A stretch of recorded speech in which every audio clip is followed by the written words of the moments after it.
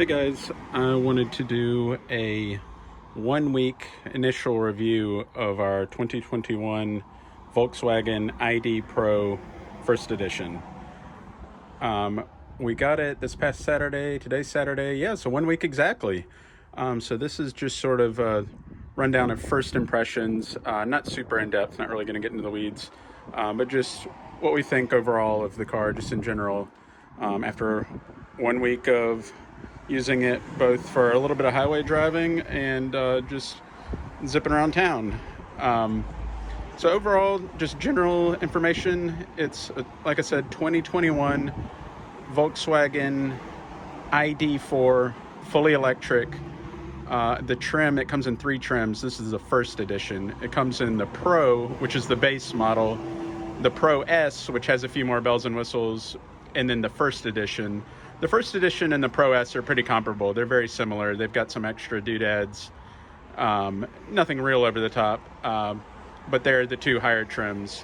And this one is a single motor rear wheel drive, so it gets a little bit more range. Stated EPA range is 250 miles, which I think I'm getting a little bit more than that. It's very efficient, especially if you're just driving around town. Incredibly efficient vehicle. Which not all EVs are. Any EV is going to be great. The miles per gallon equivalent is going to be through the roof, but some are better than others, and this one, for its size, is very efficient. It's got an 80 kilowatt hour battery pack, which is a little bit bigger than a Model Y, and it's just overall a great vehicle. We really love it. Like I said, small sample size, only about a week, but it's a fantastic car. And a little bit of background of why we got it and what we were looking for.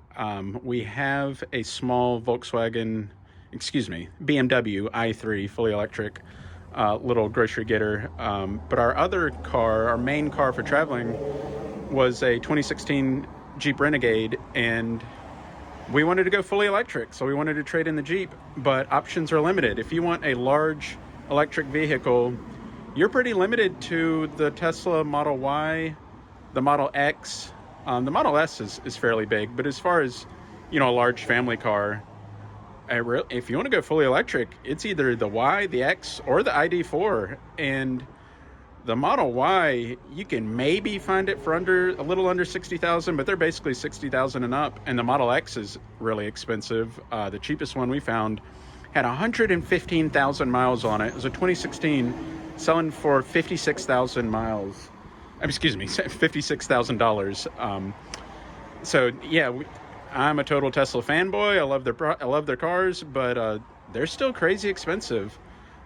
This one, on the other hand, 1,500 miles, 2021. We got it for $46,000, which is an amazing value. As I get into it, it doesn't have everything a Tesla will have, but it's very comparable, and it's got some impressive tech. It's extremely comfortable.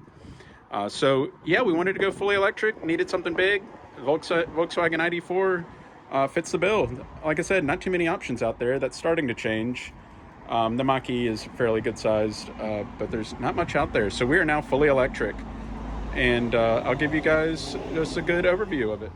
All right, so first of all, looks are subjective. I think it's a beautiful car. I think it looks great. Front end looks really good, nice and clean, smooth lines. Looks futuristic without being gimmicky or too quirky. The first edition has this cool light bar, just going straight across the front on either side of the VW badge.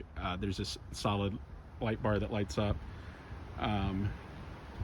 Small grill down there. The Model Ys don't have a grill, which I think is pretty cool, but this kind of gives it a more normal SUV look.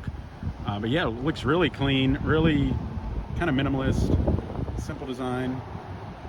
It's a first edition, so it's got the little bit of badging here and there. The first badge, nothing that we really care about, but it's just got a few of those types of things. Yeah, good sized car, not huge by any means, but definitely bigger than the Jeep Renegade. We've got a baby and 2 dogs, so we needed some space, and like I said, your options are limited if you want to go electric and get a big car. We think it's a good looking car.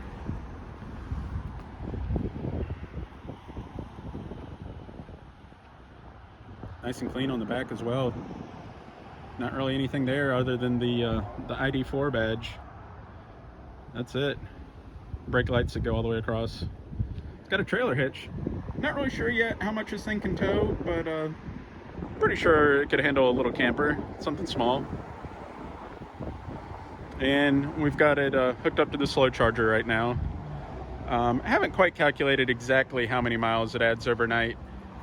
Usually I have this thing back and plugged in around 5 o'clock, and then sometime around 9 in the morning I'm unplugging, ready to go, and then I see that it's added about 40 or 50 miles, which is fine. That's plenty. We don't really need it to go from 0 to full overnight. There may be some cases where we'll need to do that, but it's not going to be very often. Yeah, so the outside, nice clean look. I'm a fan of the aesthetics. They did a really good job designing this. It's kind of bubbly, chunky looking in a good way. I don't know if that's a good way to describe it. A lot of SUVs are designed to look like lean and have sharp angles, and this one's just kind of bubbly, like a little egg. But I like it. I think it's cool. So yeah, I'll pop in and give you a brief overview of the interior. All right, so just brief overview of the interior. I love it. The First Edition has this white trim. I guess it's like a very light gray. Looks almost white. Steering wheel and trim around the infotainment. I think it looks really cool. The Pro and the Pro S, it's all black in here. I love the white. It just looks really clean and futuristic.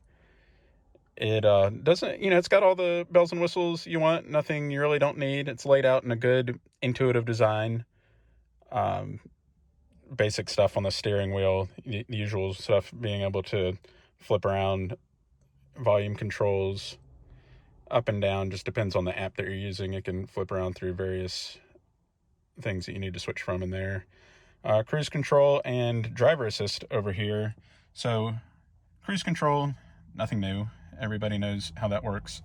Right down here, driver assist, if you're on the highway and you've got cruise control on, you can punch that and it activates what's called driver assist. Essentially, that's, to be honest, just self-driving on the highway. It's nothing real advanced. It's not going to change lanes for you. It's not going to recognize stoplights, all that kind of stuff. But it's really nice. If you're just hopping on the highway and you've got a long ways to go, it'll keep you in your lane. And it does a really good job. We've taken it out in some pretty gnarly traffic out here, and it can recognize cars in front of it. It knows if there's a big semi or if it's a little car in front of it, and it displays it on the screen. Again, nothing quite as advanced as what you'll see in a Tesla, but again, this isn't a $60,000 car, so it's not going to be as advanced, but it's really, really pleasantly surprised me. I was not expecting it to be this advanced. So yeah, the interior is great. Cup holders, got the phone plugged in. Oh, there is wireless charging down there. Down in here, you can set your phone in there and it does wireless charging. I don't always use that because it's not very strong. I found I get a better charge just using the cord. But, if I'm using this cord, somebody else riding in the passenger seat can throw their phone down there and charge. It's very roomy in here. Extremely comfortable. So, yeah, basic controls on the wheel. Shows your battery life, speedometer, all that stuff, here in the main, or not main, but just the display in front of the wheel. So there are my apps, music, Apple Maps, text messages. It'll read text messages out to me. Yeah, it connects with, that's what I use for podcast. PlugShare for finding, that's a great app for finding chargers. A better route planner. Oh my gosh, this one's amazing. If you're planning a long road trip in an EV, use a better route planner. It plans out your route in the most efficient manner, tells you which chargers to stop at, knows how long it'll take to charge. It's really incredible. We're about to drive down to North Carolina next weekend, and we're going to be using that. Electrify America. Yeah, CarPlay is pretty amazing.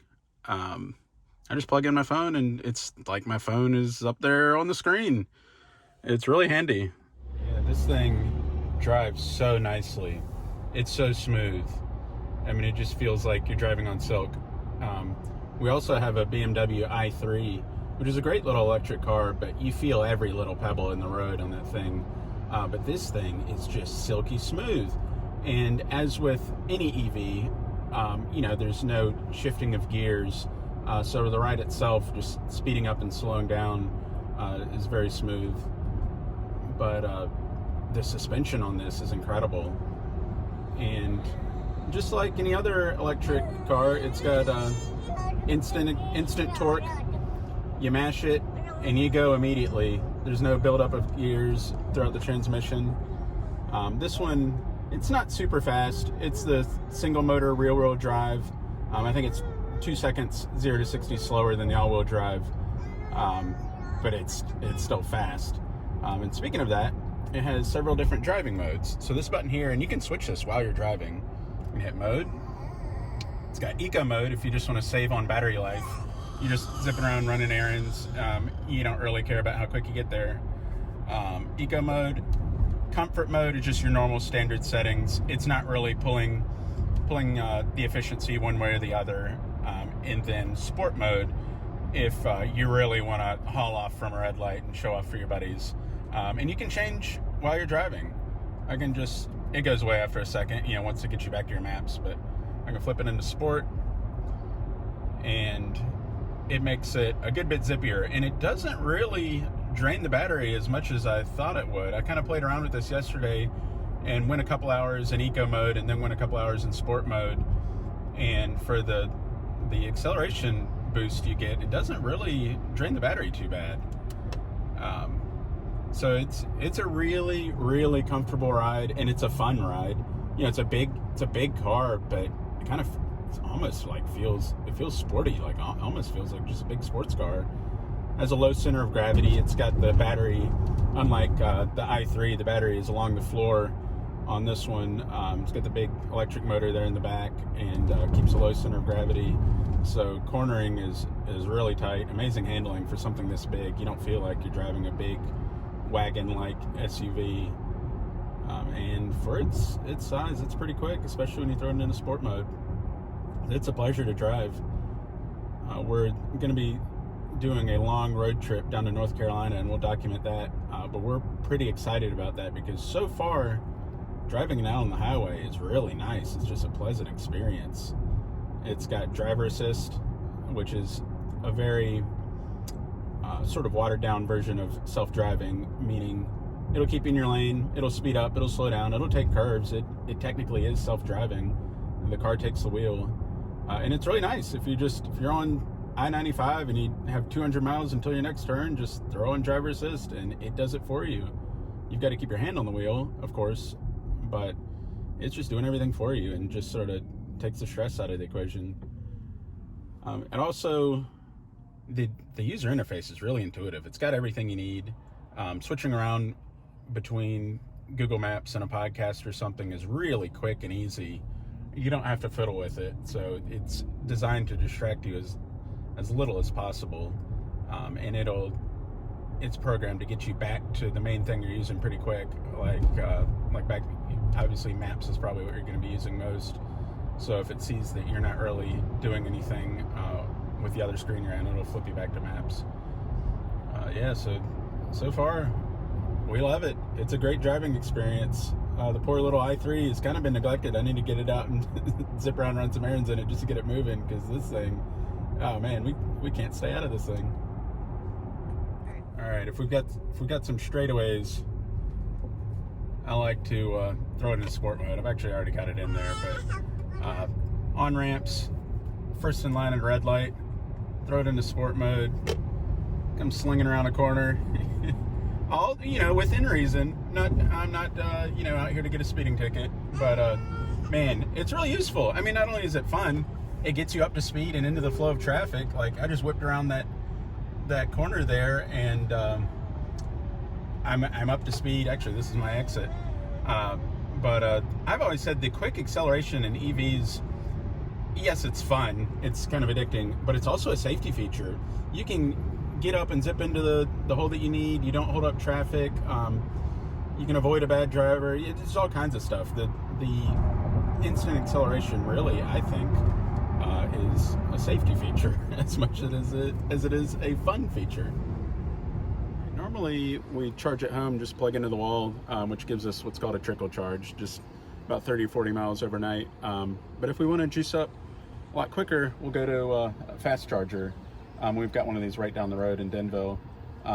This one's Electrify America. EVgo is another fantastic brand, great chargers.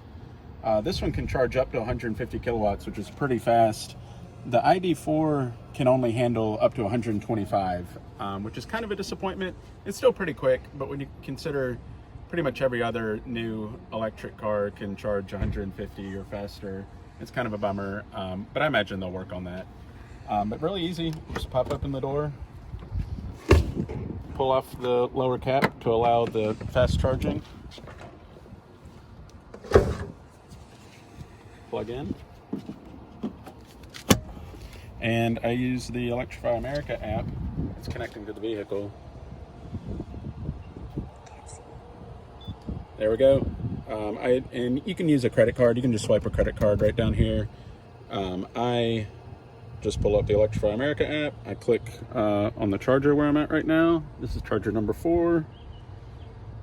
Click on it, swipe to charge, and then initiating charging. And I even think it'll recognize me and say, "Welcome, Scotty," or something like that. It takes just a second to communicate with the vehicle.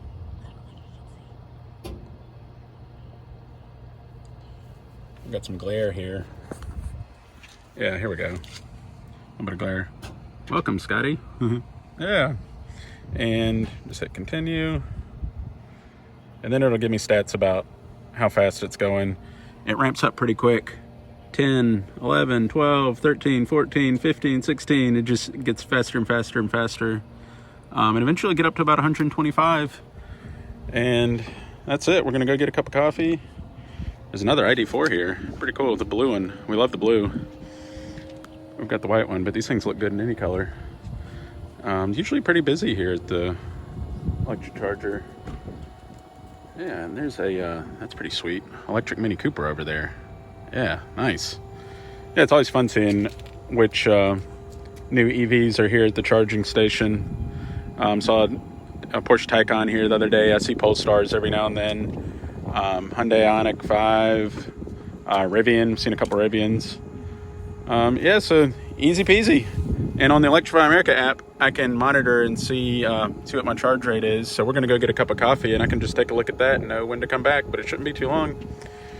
All right, let's get that baby out and go get coffee. She's like, yeah, whatever.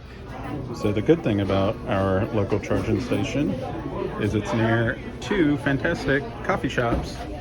So we've got iced lattes, baby tampon, and they've got all kinds of other stuff. It's a great place, right next door to the charger. All right, so we went and got coffee and walked around the block. It's a very pleasant neighborhood, about 25 minutes. Looks like it costs $8.60. Telling you, and this is not even one of the cheaper stations. It's 43 cents a kilowatt. That's actually pretty pricey. So even for one of the more expensive ones, $8.60 to quote unquote fill up.